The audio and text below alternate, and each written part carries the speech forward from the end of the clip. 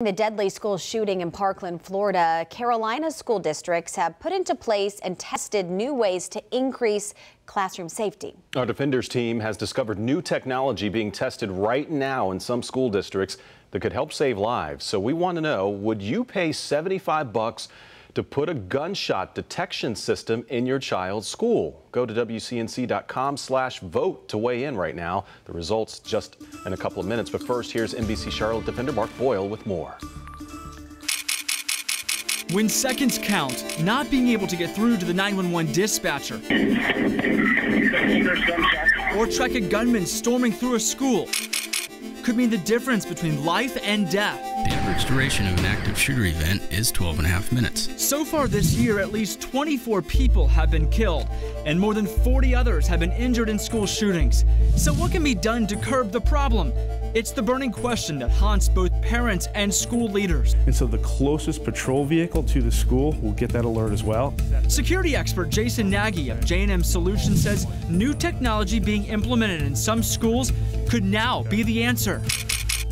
Why this is so important for families and students in schools right now. Sure. So if this were placed in a school, somebody were to walk into school and fire a weapon, within seconds, this sensor picks up the sound and will determine what caliber weapon was fired. It's a gunshot detection system. It works hand in hand with automatic locks in schools, security cameras, and communications devices already in place.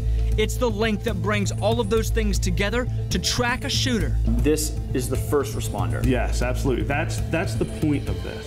And provide that critical information to police so they can find the person and stop the threat. So you have the shots fired, sensors detect what's going on here, the lockdown, the full activation, and then the lockdown is completed within 8 to 10 seconds. Correct. The Kenosha, Wisconsin School District has the system up and running. The city of Chattanooga, Tennessee has the technology as well. Hyattsville, Maryland is considering it, and the Albuquerque Airport is installing the devices. We looked at Myers Park and we looked at it from a standpoint of the size of the school and the census of the school. How many students are there? The cost of deploying one of these systems full turnkey with the integration to local PD would equate to about $75 per person. We did the math. That's well over $200,000 for one school. So, is it worth it?